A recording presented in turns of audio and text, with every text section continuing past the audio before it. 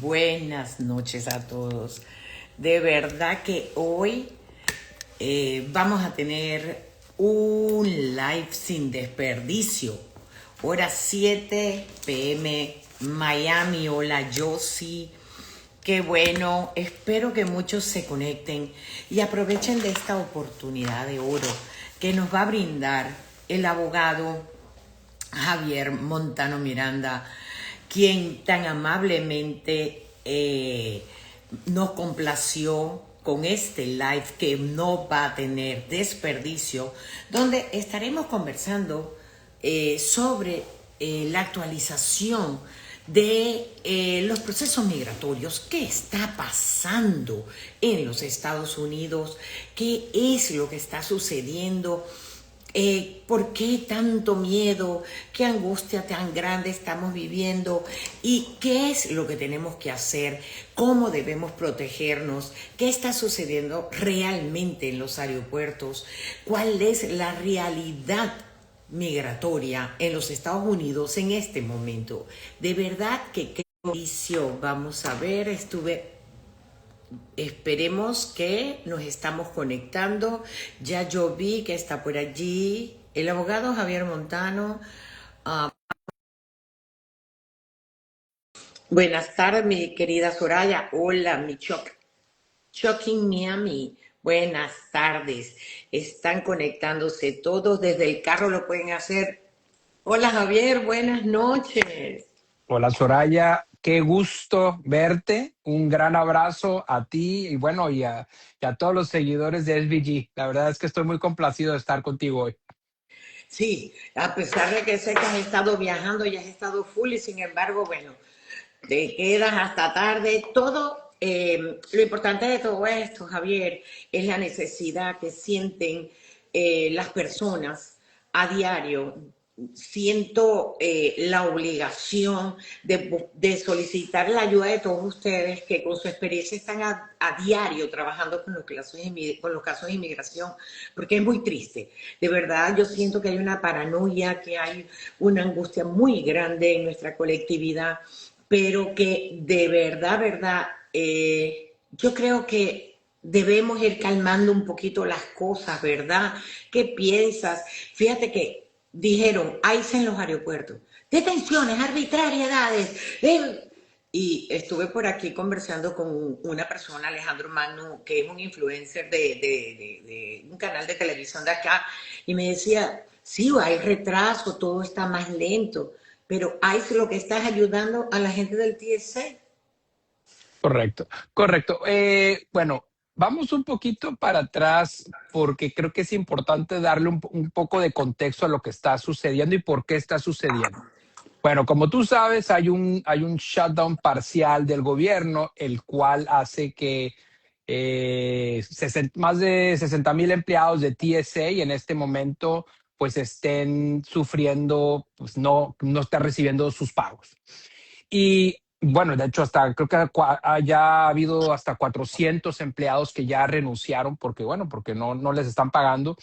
Y en base a esto se dice que esta administración, bueno, no tuvo esta idea. De hecho, se dice que fue por una llamada de radio de una persona en Arizona y supuestamente Trump de ahí sacó esta idea. Pero lo que están haciendo y el objetivo de esto es apoyar a TSA, o sea, apoyar a que los aeropuertos sigan siendo lugares eh, Seguro. seguros, por así decirlo. Ahora, hay cosas que sí a mí me causan bastante sorpresa porque las personas que nosotros vemos en TSA son personas que tienen pues cierto entrenamiento, o sea, no es una persona que te toman en la calle y la ponen a cuidar pues, los hangares y los aeropuertos. No, son personas, de hecho, son personas que tienen preparación, tienen también protocolos que deben de servir y pues bueno, lamentablemente pareciera pues de que eso se lo saltaron. Pero fuera de eso, quiero decirte que lo que yo he visto, al menos, sin considerar el evento que todos vimos por social media, de la persona Ujú. que arrestaron en San Francisco, pero fuera de eso, yo en lo personal, yo no he escuchado de otra detención de esa magnitud. De hecho, yo acabo de viajar, estuve fuera de los estados, estuve fuera del estado de Florida, y la verdad es que ni vía ICE, y esto fue en un aeropuerto internacional, JFK, ni vía ICE, las filas obviamente sí estaban más prolongadas, pero fuera de eso, la verdad, no, nada que me sorprendiera. Creo que tenemos que tomar un poquito de precaución, sobre todo para no perder los vuelos. Pero fuera de eso, honestamente, yo creo que es business as usual. O sea, la verdad es que yo no veo un cambio tan drástico. Y digo esto porque no podemos dejar que el amarillismo y que la paranoia nos venza. A final de cuentas, recordemos que el tema migratorio es un tema como yo digo, es una carrera de resistencia, no de velocidad. Entonces Así es. no podemos dejar que nos gane esa noticia morbosa de que sí, ahora están deteniendo a todo el mundo a esto. Bueno, definitivamente van a detener a gente y van a hacer chequeos más escrutinizados, pero de eso a, por ejemplo, a ser ciudadano y no viajar por esto, a ser residente y no viajar por eso, la verdad es un absurdo. Entonces Es creo una, que tenemos que tomar las cosas con calma. Es cierto, definitivamente. Nos preguntan, porque la idea de estos live es que sean informativos, educativos, Sí. que ayuden a las personas. Por ejemplo, hay mucha angustia si yo estoy en la calle y me tropiezo con ICE y me quieren detener, ¿qué documentos debo tener conmigo? ¿Qué carpetita, qué sobre debería yo tener en copias para poder en un momento determinado decirle, mire, señor, yo tengo este proceso, etcétera, cómo defenderme? O, entre comillas, frente a un Muy, encuentro con ICE. muy buena pregunta. Y bueno, salvo que seas ciudadano americano, no tienes por qué cargar ningún documento que demuestre tu estatus migratorio. Pero si eres residente, tienes un asilo pendiente, tienes DACA, tienes una visa de trabajo, debes de tener los documentos contigo. De hecho, el residente, muchas veces la pregunta es que voy a perder la residencia si la cargo en la billetera. Ah, sí. Bueno, de hecho, es una ofensa menor no tener esa identificación contigo, esa tarjeta de residencia. Entonces, si no eres ciudadano americano, no puedes dejar que ICE tenga su oportunidad de hacer un escrutinio mayor. Ahora, y vamos a aclarar un poquito las leyendas urbanas que hay por ahí, ¿no? De que ICE, cuando vas en la calle, me puede preguntar tu estatus migratorio. Bueno, en realidad, recordemos que ICE, como cualquier otra persona, te puede tratar de sacar plática, puede decir, oye, no sé, tienes tu estatus. Ahora, si no hay una sospecha razonable, lo que es reasonable suspicion, en realidad no pueden detenerte por más tiempo. Y hay una diferencia entre detenerte y arrestarte. Cuando hay reasonable suspicion, te pueden detener para hacer preguntas en relación a tu estatus. Pero si tú vas caminando en la calle y absolutamente no hay nada que indique un reasonable suspicion, en realidad tú ni siquiera tienes que contestar porque la carga de prueba que tiene el gobierno es reasonable suspicion para poder detenerte un poco más. Pero ahora, digamos que, y lamentablemente esto sucedió por una decisión que se malinterpretó del ministro Kavanaugh, donde indicó que reasonable suspicion puede salir por ejemplo, de si estás hablando español o si estás afuera de ciertos lugares o si te ves latino. Eso lo pusieron en una decisión que lamentablemente ICE tomó bueno, y empezó a preguntarle a la gente que no tenía ningún tema y por esa sospecha que este ministro elevó, permitió que ICE empezara a hacer esa detención. De hecho, eso fue lo que pasó en Minnesota. Después él se retractó diciendo, no quise decir eso, pero bueno, ICE en este momento, lamentablemente, el nivel de reasonable suspicion puede ser prácticamente cualquier cosa que está mal, porque independientemente de del estatus que nosotros tengamos en Estados Unidos, legal, ilegal, ciudadano, residente, todos estamos protegidos por las enmiendas de la Constitución. La cuarta enmienda te dice que Así es. que no te pueden molestar en tu propiedad, en tus documentos, en tus cosas, sin una causa razonable.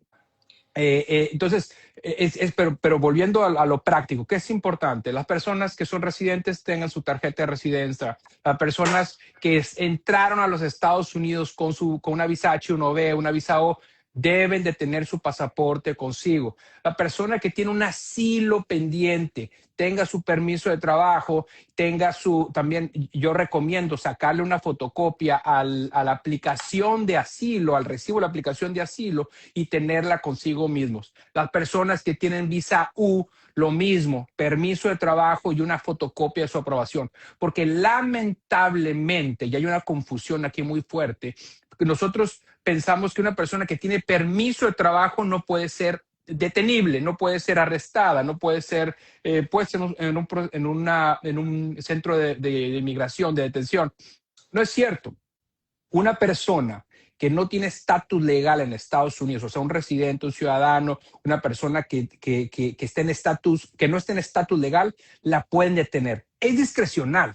Históricamente hablando de inmigración, no metía a personas a un centro de detención cuando tenía un permiso de trabajo, porque ¿para qué lo voy a detener si tiene un proceso que está pendiente? Bueno, lamentablemente, esta administración dice, bueno, lo puedo detener porque es mi potestad, lo puedo hacer y a manera también de causar pánico y terror, voy a detener a unas cuantas y en base a eso, pues todo el mundo van a pensar que si tengo un asilo pendiente, forzosamente me van a detener. Eso no es cierto. A veces detienen, a veces no. Pero es posible, pero en la mayoría de los casos es poco probable. Eh, ¿Qué significa eso que se escucha mucho? Hay que actualizar tu caso de asilo. Tienes que actualizar tu caso de asilo. ¿A quiénes están llamando a entrevistas de medio creíble en este momento? ¿Y por qué hay que actualizarlo? ¿Y en qué consiste esa actualización? Muy buena pregunta. Y fíjate que nosotros vemos que estamos recibiendo consultas de personas que sometieron su asilo entre el 20, el 15, el 2016 y les están llamando. Pero también estamos viendo personas que metieron su asilo el mes pasado y ya les están llamando. Recordemos que el sistema de inmigración para llamar aplicantes de asilo le dan preferencia a los últimos que estén aplicando, pero también están tomando los casos viejos, pero es mucho más probable que te llamen a ti más rápido si metes tu asilo hoy que si lo metiste en el 2020 o en el 2021, porque se están enfocando en los últimos. Los últimos sean los primeros. Muy bíblico, pero bueno, Sí. lamentablemente es la realidad. Pero, ¿qué es lo que se debe de hacer? Bueno, número uno, considerar que cuando te llaman una aplicación de asilo, generalmente tienes menos de 20 días en la mayoría de los casos, para poder preparar tu asilo, actualizarlo. Eso significa que si tú metiste una aplicación de asilo hace años, tienes que actualizarla porque seguramente ya te cambiaste de domicilio, seguramente ya tienes hijos, estás casada, trabajos, etcétera. Tienes que actualizar esa aplicación de asilo. Segundo, y lo más importante, te tienes que preparar para ese asilo. Porque lamentablemente, y de hecho yo pienso que es hasta sanación mental, muchas veces cuando nos pasa algo muy serio, lo queremos olvidar. De hecho, proactivamente estamos tratando de olvidar lo que nos sucedió, quizás una situación pues muy dolorosa y que de repente la tengas que recordar después de Así haberla es. obviado por una década. No es fácil, no es fácil. De hecho, yo creo que es súper importante que una persona que está por ir a su entrevista de asilo, al menos toque la puerta y vaya con un abogado. Y no tenemos que ser nosotros, no tiene que ser Montano Miranda, no tiene que ser usted, o sea, pero por favor, no subestimen el tema migratorio. Tienen que ir preparados a Exacto. entrevista y tienen que actualizar la aplicación de asilo, número uno. Número dos, se tienen que preparar para la entrevista. Y si hay algo que ha cambiado desde que aplicaste a tu asilo a la fecha, o sea, quizás después de que entraste, que aplicaste al asilo, quizás te fueron a buscar a tu casa, quizás una persona que estaba en tu misma situación, ahora la atacaron en tu país, quizás tienes un familiar que quizás ahora es parte del problema en tu país.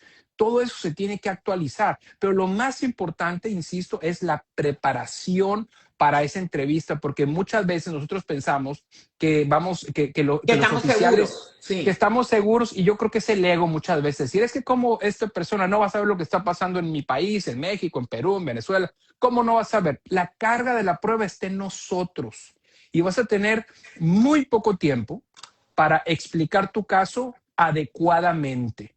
Así es. Yo lo que recomiendo es cuando tienes tú esa entrevista de asilo, cuando te están preguntando qué fue lo que te pasó, lo más recomendable es hacerlo de manera cronológica. O sea, cómo, cuándo, dónde y por qué, qué fue lo primero que te sucedió. Después, lo segundo que te sucedió, qué, cómo, cuándo, dónde y por qué. Lo tercero, tenerlo en una lista de eventos que te sucedieron y poder desarrollarlos inmediatamente, porque lamentablemente, y lo estoy viendo cada vez más en las entrevistas de asilo, las preguntas de los oficiales son bastante abstractas, no son concretas, son vagas. De hecho, te preguntan, ¿qué fue lo peor que te sucedió? Bueno, pues quizás lo peor para una persona puede ser que me apuntaron con una pistola en la cabeza, pero para otra puede ser que me secuestraron un familiar. Entonces, ¿cómo desarrollas eso? Entonces, yo creo que es bien importante ir con una estrategia, con un plan y decir, bueno, lo primero que me pasó fue esto, cómo, qué, cómo, cuándo, dónde y por qué. Y después me pasó otra cosa, qué, cómo, cuándo, dónde y por qué. Y de esa manera, tú vas a poder desarrollarlo de una manera más clara para el oficial, porque recordemos que esta gente está buscando dónde están los vicios de tu testimonio para después atacarlo. Entonces, es Así es. bien importante prepararse. No, yo recuerdo en la reunión que tuvimos en tu oficina que decías que además todos preguntan lo mismo. Pero si anteriormente no había esa necesidad tan extrema que se siente en este momento, por lo menos yo a todos los alumnos les digo, deben ir con abogado a su entrevista de miedo creíble, porque anteriormente decían, los abogados allí son de palo, los abogados allí no hacen nada, no contestan nada. Háblales un poquito de la importancia de tener el abogado en su entrevista de asilo afirmativo, que ya no es Suma, como antes. Sumamente importante. Y yo entiendo que hay abogados que, pues, bueno, que sí van y se sientan y no participan, pero recordemos varias cosas. Lo primero es la preparación. El abogado que ha ido varias veces a las entrevistas de asilo, al menos conoce el protocolo, puede Correcto. saber qué es lo que te pudieran preguntar, porque tú no quieres estar averiguando eso en tu entrevista de asilo. O sea, tú quieres ir con una persona que ya tenga experiencia en ese mismo proceso. Y ojo, Correcto. no significa que vas a ganar tu caso. Eso no es una garantía de que vas a ganar tu caso. Sin embargo, estás acrecentando tus posibilidades de éxito. Porque cuando tú vas a esa entrevista y pasa muchísimo, tienes esta idea de que quieres hablar lo más rápido posible y te quieres ir. O sea, tú lo que quieres es toma una decisión buena o mala, pero ya. O sea, la gente va con esa idea de ese estrés Así que es. se quiere hacer. Entonces, el abogado, la función del abogado es decir, no, o sea, aquí nos podemos meter o 1 hora o 4 horas. Hemos estado esperando eso por décadas y tienes que desarrollar el tema. Yo he ido a muchas entrevistas donde a la persona se le olvida gran parte de lo que le sucedió porque está tan estresado que se le olvida decir algo que yo estoy seguro que le ocurrió. Y no es por mentir y no es por omitir, es porque literalmente la entrevista los estresa tanto que piensan que ya lo mencionan y cuando y parte del trabajo del abogado es recordarle eso y no es de que vayas, el abogado no va a dar un testimonio por ti, pero el abogado va a dar una guía de qué es lo que está sucediendo en esta entrevista. Y recordemos aparte que el manual le permite al abogado acompañar a una persona que está yendo a una entrevista con el Departamento de Inmigración y le permite también al final de la entrevista hacer preguntas para aclarar el récord. O sea, digamos que tú vas, das tu testimonio y se te olvidó algo que yo considero que es crucial para tu asilo. Y no lo dijiste. El abogado al final de la entrevista, después de que el oficial hace sus preguntas y que le pregunta al abogado, tienes que decir que tienes algo que aportar. Yo generalmente digo, sí, yo quisiera hacer unas preguntas. Yo no voy a contestar por mi cliente, pero voy a hacer estas preguntas. Y cuando tú le dices al cliente, oye, tu testimonio, tú dijiste que en enero te sucedió esta situación. No tienes una idea de cómo la sorpresa que le da a los clientes, es decir, cómo se me pudo haber olvidado esto. Pero el problema es que los oficiales no te lo dicen. Muchas veces los oficiales ven que de la narrativa que tú presentaste por escrito te faltó algo que no estás diciendo. Entonces ellos lo están tomando como una omisión que va a reflejar en la veracidad de tu testimonio. Entonces, es súper importante, en mi opinión, y otra vez, no tenemos que ser nosotros, y eso es algo que yo siempre digo, pero vayan acompañados con abogado, no subestimen el tema migratorio. Es la única oportunidad en realidad que tú tienes de poder presentar tu caso adecuadamente, que no te gane el ego, que no te gane el consejo de una persona pues que no lo merece, lamentablemente, que no merece ese respeto, porque es como, yo siempre digo, es como cuando te dicen, no sé, tienes un tema médico. Bueno, puedes ir con un curandero, pues sí. Puedes irte o puedes hacer internet, pues también, ¿no? Pero cuando es algo así de serio, tú quieres ir con un médico, quieres ir con un cirujano, y ese es el trabajo del abogado. Vamos a hablar un poquito sobre detenciones y qué poder hacer, porque a diario nos llegan 3, 4, 5, 6, 10 casos. Detuvieron a mi sobrino, detuvieron a este, detuvieron a aquel, y me le negaron la fianza. ¿Qué podemos decirle a los que están conectados y los que luego, porque esto va a quedar colgado en la página del instituto para que lo puedan ver? ¿Qué les puedes decir de las negaciones de las fianzas para personas que no tienen antecedentes, pero que están negándoles las fianzas? Esto creo que también tiene relación con un tema que hablamos anteriormente de a las personas que están deteniendo. Es mi opinión, digo, quizás estoy especulando, pero que cuando una persona es detectada y detenida por ICE, creo que el hecho de cómo entró a los Estados Unidos tiene que ver con la decisión si va a ser detenida o no. Mi opinión, y otra vez estoy especulando, pero mi opinión es de que ICE está tratando de detener a gente que sabe que va a poder detener sin fianza. O sea, y generalmente esas personas son personas que en el lugar de pelear su caso, firman su deportación y se van. Entonces yo creo que una persona que entró ilegalmente tiene más posibilidades de ser detenida que una persona que entró legalmente. ¿Por qué? Porque el año pasado se desarrollaron unos casos donde prácticamente te decía que una persona que entró ilegalmente no puede pedir una fianza en frente de un juez de inmigración porque el juez no tiene jurisdicción. Eso se ha estado peleando y se ha estado desarrollando a través de hecho, los últimos meses, pero la mayoría de los casos que tú tienes que ir a personas que entraron ilegalmente, que tienes que acabar en una corte federal pidiendo lo que es habeas corpus, que es una acción federal donde tú le estás diciendo a un juez federal que revise la legalidad de la detención de esa persona. Esos son casos donde lastimosamente ahora tenemos que ir a una instancia superior para hacer un trabajo que anteriormente se hacía a nivel corte de inmigración.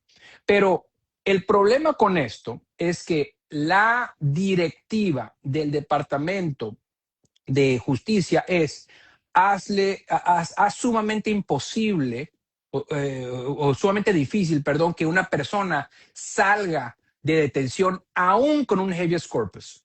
porque lo que hacen los jueces federales ellos revisan la legalidad de la detención, pero rara vez los jueces federal lo suelta, sino que lo que hace el juez federal es de que devuelve el caso a la Corte de Inmigración para que la persona sea escuchado en su fianza delante del juez. Pero aunque devuelven el caso al juez, los jueces tienen directivas muy fuertes para hacer que esa fianza sea muy difícil. Entonces, lamentablemente, para las personas que entraron ilegalmente, la batalla para salir de una detención migratoria es sumamente difícil. Es posible, pero es difícil, porque por lo que te comento, aunque esté el habeas corpus, que es efectivo en muchas ocasiones, pero en otras no, lamentablemente, aun cuando devuelven el caso al juez de inmigración, los jueces de inmigración tienen esa posibilidad de negar un caso. Y recordemos que cuando tú estás pidiendo una fianza, lo que tú le tienes que demostrar a un juez de inmigración es que no eres un peligro para la sociedad, que tienes arraigo en tu comunidad, que puedes pagar la fianza, que hay un beneficio migratorio el cual tú pudieras ganar. O sea, hay muchos factores de los cuales los jueces se pueden colgar, por así decirlo, aún con un habeas corpus. Entonces, mi recomendación es una persona que es detenida y que entró legalmente, pelea tu caso en la Corte de Inmigración. Es probable que tiene muchas más posibilidades que vaya a salir que una persona que entró ilegalmente. Si entras ilegalmente, va a ser una batalla, a cuesta arriba. No imposible, pero es muy difícil. Es difícil. Inclusive hay abogados que dicen, mira, prefiero decirte la verdad, yo no voy a intentar un habeas corpus, que no los zancas, no todos los abogados. Cuénteme un poquito, rapidito, que ya nos queda poco tiempo, sobre ese habeas corpus. ¿Por qué los abogados no todos lo hacen? ¿Por qué no? ¿Qué es lo que está pasando? ¿Qué es lo que está pasando? Es que, bueno, yo creo que no sé, yo soy de la idea de que yo generalmente no tomo casos que sé que no voy a ganar. Y no es por que no tome casos difíciles. De hecho, la mayoría de mis casos son difíciles. Pero estamos con una administración que, digo, independientemente de la corriente política que sigamos, pues que no es muy amigable y que lamentablemente en este momento tiene el sartén por el mango. Entonces yo sí veo como muchos abogados prefieren no hacerlo, pero en muchas ocasiones en beneficio a la persona. Yo creo que en ciertos casos sí, el habeas corpus es un arma muy efectiva, pero en la gran mayoría, lamentablemente, tú vas a tener un juez muy adversarial que aún con el habeas corpus, que va a decir, que el habeas corpus va a decir al juez, sí tienes jurisdicción para revisar este caso, pero eso no significa que vaya a salir. Entonces, yo creo que es bastante complicado y cada caso es un universo. Eso de que no, si automáticamente vamos a aplicar un habeas corpus, no, son casos que se tienen que revisar muy caso por caso. Hay algo que quiero mencionar que he notado, y yo sé que ya nos vamos, pero algo que quiero mencionar, que he notado en las entrevistas de asilo. Prepárense para la pregunta de, por ejemplo, ahorita que estamos hablando de, por ejemplo, de Venezuela, prepárense para la pregunta de, ahora que detuvieron a esta persona, que ya todo está bien, que ya todo está bien, ¿por qué no puedo ir a tu país? Es un absurdo, obviamente. Una locura. Es una locura. O sea, tú y yo sabemos que esa maquinaria de 2 décadas no va a desaparecer en 5 minutos. Se quedaron los mismos. Se quedaron los mismos, sí. Entonces, prepárense para esa pregunta y tengan un argumento sólido para responder. Porque la verdad es que vemos que hay oficiales de la oficina de asilo que se la creen, o sea, que piensan eso. Entonces, tenemos que estar preparados para eso. Sí, nosotros estamos trabajando, yo estoy trabajando mucho estas actualizaciones, sobre todo para los venezolanos, con una abogada que voy a tener un live con ella la próxima semana. Y ella es una abogada venezolana especialista en materia criminal y en las leyes. ¿Ok? Súper. Y estas leyes, cómo se pueden y se interpretan jurídicamente y qué te hace a ti como venezolano inelegible para esas leyes. O sea, puede haber una ley de amnistía y no sirve para ti. Puede haber una ley contra el otro y no sirve para ti. Una ley Simón Bolívar no No, sirve bueno, para ti. pero, O sea, pero esa ley de la amnistía, o sea, bueno, tienes que ir a es Venezuela a una pedirla en un burla. tribunal, o sea, imagínate, Es o una sea, que, burla. Entonces imagina, es o sea, como que cómo. es acomodar todos estos casos, por todas estas leyes, a cada caso en particular, porque todos son distintos. Eh, Interesantísimo. Y algo que sí, digo, que creo que es importante también es, y que puedes hacerlo, es apoyar tu caso con expertos como la que estás mencionando. O sea, apoyar son tu caso expertos, claro. ¿cómo se dice? Con text, con briefs, o sea, con documentos de apoyo diciendo por qué ahora ese caso en Venezuela fuera perseguible. Recordemos que el asilo se puede ganar por miedo pasado, por algo que te sucedió, pero también se puede ganar por un miedo futuro. Y, ese, Ujú. y lo bueno es que cuando tienes un miedo pasado, el miedo futuro se presume. Pero si tú no te pasó nada en Venezuela, pero ahora hiciste algo en Estados Unidos o pasó algo en Estados Unidos o cambió algo en tu país en el que ahora no puedas volver, entonces ese es un argumento para meter un asilo, por lo que prácticamente, y no todo el mundo califica, pero prácticamente muchas personas que están aplicando al asilo venezolano específicamente deben de considerar apoyar su caso con expertos como el que mencionas. Sí, hay que colocar expertos que manejen y puedan aplicar el caso. Eh, entonces, hablemos, ya, es que son tantas cositas. Las salidas voluntarias. ¿Qué Sí. significa que a mí me autorice un juez de inmigración o en ICE una salida voluntaria? Eso significa que me perdonaron todo, que yo me voy y regreso con una visa de turista chévere. No, la salida voluntaria es aunque se considera un beneficio migratorio,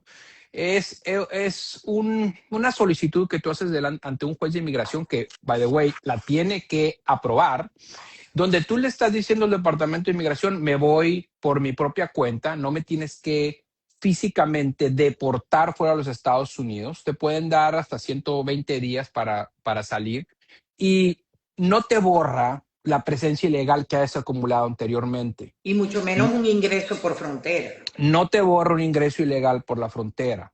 Recordemos que, digamos que una persona entra a los Estados Unidos y acumula 6 meses de presencia ilegal, aplica un asilo y después pide una salida voluntaria. Bueno, esa persona tiene un castigo de 180 días, pero de 3 años, perdón, por los 180 días Por que decir. pasó al salir. Si esa persona pasó más de un año de presencia ilegal, bueno, entonces al salir, con salida voluntaria o no, tiene 10 años de castigo.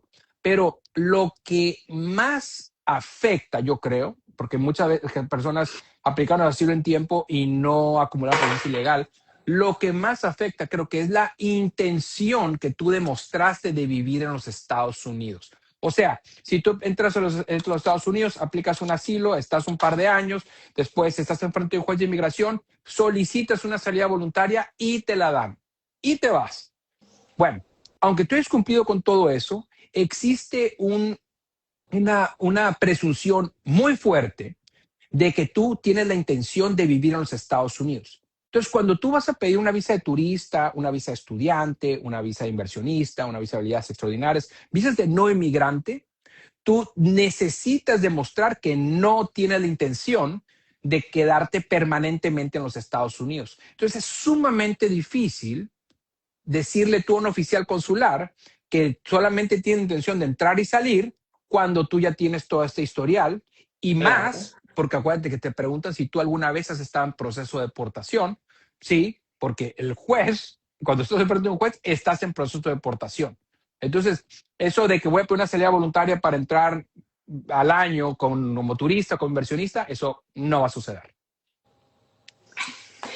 Ah, ya para ir concluyendo, ¿qué piensas tú, Javier, qué va a pasar? ¿Hacia dónde está la dirección de la política migratoria en los próximos años en los Estados Unidos? Porque sin duda alguna, Estados Unidos es un país de inmigrantes y donde con toda esta salida de tanto inmigrante, pues el trabajo se ve afectado, la economía se ve afectada, queramos o no, pues el inmigrante ha hecho su trabajo en los Estados Unidos. Entonces pregunto, ¿cuál es tu visión? ¿Hacia dónde se dirige esta política migratoria en estos próximos años? Yo creo que si no tocamos fondo, ya estamos por tocar fondo y siento que esto va a dar un cambio radical de manera positiva en el Para futuro bien. próximo. Yo Correcto. también pienso. Esa es mi idea. Obviamente, yo soy bastante optimista en este Yo punto, también. pero yo siento que ya estamos llegando a un punto donde es insufrible, invivible y que la crueldad ya no se puede ocultar. O sea, estas detenciones de personas delante de sus hijos, de ciudadanos americanos, todo ese mecanismo de ataque al inmigrante creo que se está diluyendo cada vez más. Obviamente, esto afecta también a la economía, o sea, los aeropuertos, Claro. o sea, los boletos de avión. Imagínate esas las aerolíneas ahora, pues de que van a sufrir fuertemente porque ahora las personas van a tener que manejar en el lugar de tomar aviones por ese miedo que tienen de ICE. Hay muchas cosas que creo que van a forzar a este gobierno, ya sea bajo esta administración o la que viene, a tomar medidas distintas y también de apreciar al inmigrante, porque al final de cuentas, yo entiendo que hay gente buena y hay gente mala. Yo la gente mala, yo no la quiero ni aquí, ni la quiero en mi país, no la quiero en ninguna parte. Claro. La quiero en Guantánamo o Saturno, no sé dónde. No, pero creo que el inmigrante que está en los Estados Unidos es obvio que está aportando más de lo que recibe y la gente se está dando cuenta. Y estos actos de crueldad, y la verdad es que cada que yo veo una detención, sobre todo cuando hay niños, cuando son ciudadanos americanos, lo que sucedió a estos dos ciudadanos americanos en Minnesota, son cosas que no tienen No justificación tienen. alguna. Y, Correcto. y, y cada vez, cuando se está menguando la constitución de los Estados Unidos, creo que no solamente le afecta a los inmigrantes, sino le afecta a todo mundo, porque si empiezan con inmigrantes, quién sabe quién sigue después. Si hay si la cuarta enmienda no afecta a los inmigrantes, estamos a 2 pasos de que después no exista cuarta enmienda para los ciudadanos americanos. Entonces, creo que eso no lo van a permitir y yo creo que vienen tiempos de cambios positivos y obviamente, insisto, soy bastante optimista en esto, Yo también. pero estoy seguro que va a suceder.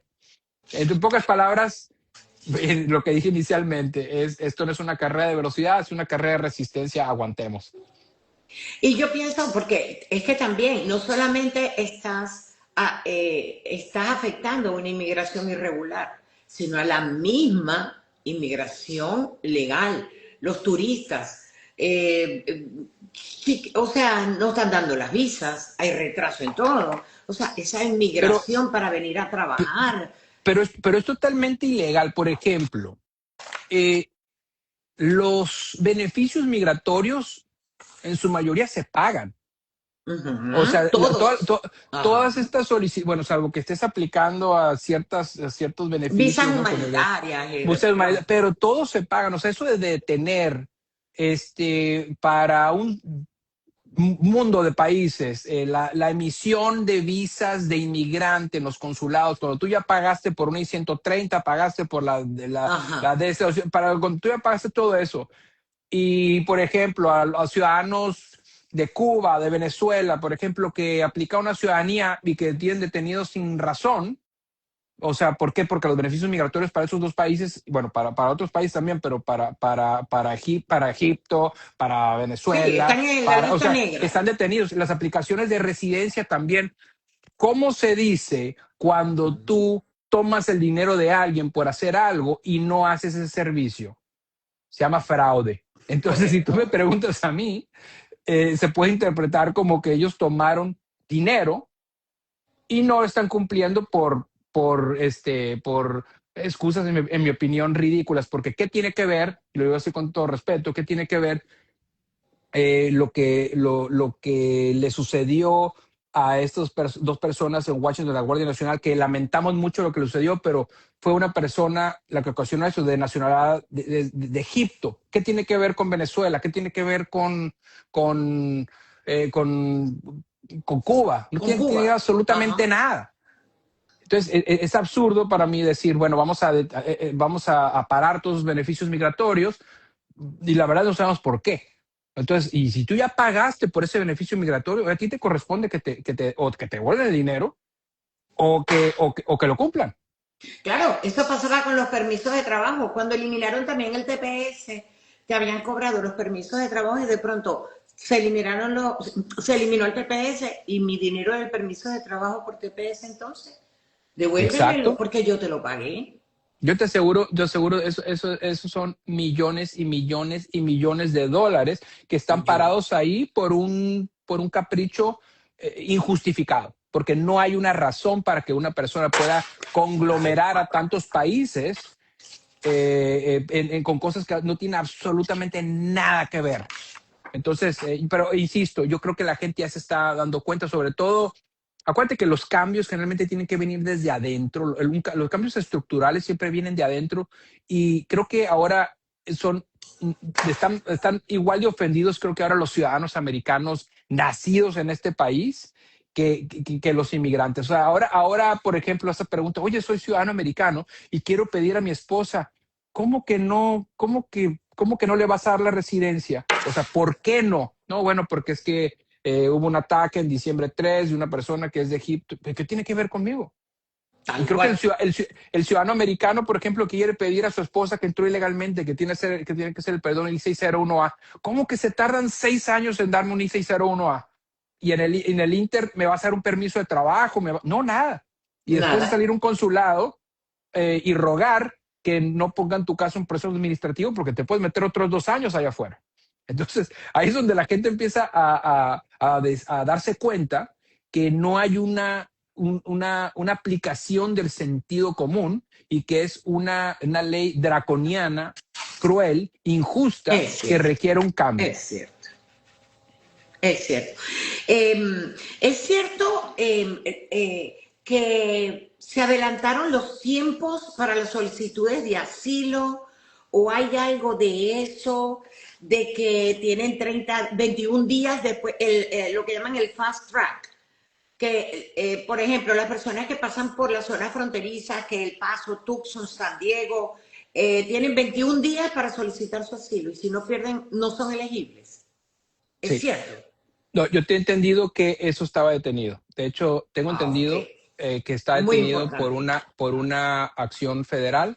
eh, pero bueno, tú sabes que las acciones federales se ponen y se quitan en un abrir Ay, de ojos. qué desastre. Bueno, de verdad, Javier, te quité más del tiempo. Tenemos 45 minutos al aire. Un Un millón de placer. gracias. El profesor Javier nos va a dar una clase muy pronto. Lo tendremos. Por ahí dijo Michelle Cantolín, que es egresada del instituto. Me encanta el abogado. ¿Cómo se llama? Oh, Ya te lo puse. gracias. Javier Montano Miranda, nuevo profesor del instituto, y pueden contar con él, muchachos, para todos los casos que Gracias. necesiten. Es excelente y aquí estamos. Dice, sí, yo quiero clase con el profe, ya la Gracias. tendremos. No se Muchas preocupen que gracias. pronto va a estar. Ah, dicen que eres buen mozo. No te digo Oh, yo que falta el respeto. Dios mío. Bueno, sí, voy a participar más en estos eventos porque ni en mi casa me dicen eso. Sí. De vez en Gracias. cuando lo necesitamos porque nos Sí, levanten sí, el ego, sí. ¿viste? Y más con este estrés, la verdad. Ay, sí, esto Sí. nos relaja un poquito, Siento que, conversamos sí, un pero poquito de todo un poco. siento que he envejecido en un par de meses, creo que he envejecido más Es sí. duro, pero yo estoy Pero contigo, vamos a salir de ahí. Mira, dice que el asistente del abogado es muy buena gente, es egresada del instituto, es mi querida excelente. Marisabel Villamizar. Marisabel es excelente, pero también la verdad, no es por nada, pero cuento con un staff envidiable.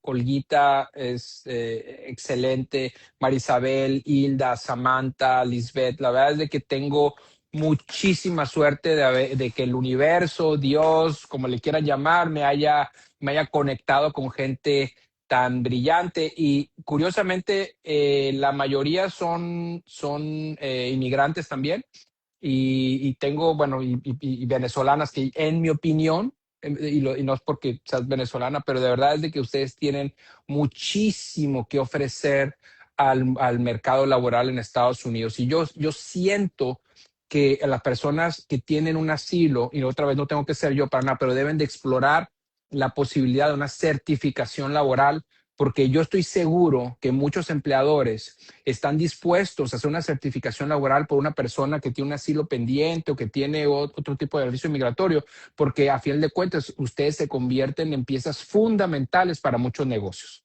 Entonces, de verdad, exploren esa posición. No tiene que ser conmigo, pero definitivamente una certificación laboral, creo que específicamente para Venezuela, creo que en muchos casos es el plan B que se convierte en plan A. Y es muy importante, esto que está cerrando es importantísimo, es un paso, porque entonces vienen con el tema, ¿y cómo voy a ajustar si no tengo estatus? Esos son otros 20 pesos, saca tu certificación laboral, es lo más tardío, es lo más difícil, ya Claro, después. no, y muchas veces, mira, y muchas veces tú dices, bueno, una certificación laboral, bueno, voy a tener que salir a hacer un proceso consular, que generalmente ese es el caso actualmente, pero tienes mucho más posibilidades de ganar Claro. saliendo, haciendo proceso consular, a quedarte con ese asilo pobre que es casi garantía que lo vas a perder. Entonces tú dices que no quiero salir. Bueno, pero es que vas a acabar con orden de deportación. Y bueno, ¿y qué pasa? Es que, bueno, es que ya le invertí a mi asilo y estoy concentrado en el asilo o tengo muy buen asilo, adelante. Pero el tema es que debes de buscar opciones porque Alternativas. actualmente ganar asilos, no me importa de qué país sea, es sumamente difícil. Así es. Javier, no te quito más tiempo. Un millón de gracias por haberme complacido de empoderar en conocimiento a todos los que se conectaron hoy y los que van a escuchar, a ver este live que va a quedar colgado en la página del instituto. De verdad, me encanta cómo habla. Gracias por ser tan claro. Gracias, Gracias. profe. Gracias, abogado. De verdad, feliz noche. Y nos vemos pronto con el Con, abogado Javier Montano Miranda. Lo con tendremos el para favor de todos Dios, un ustedes. abrazo a todos. Un abrazo. Bye bye.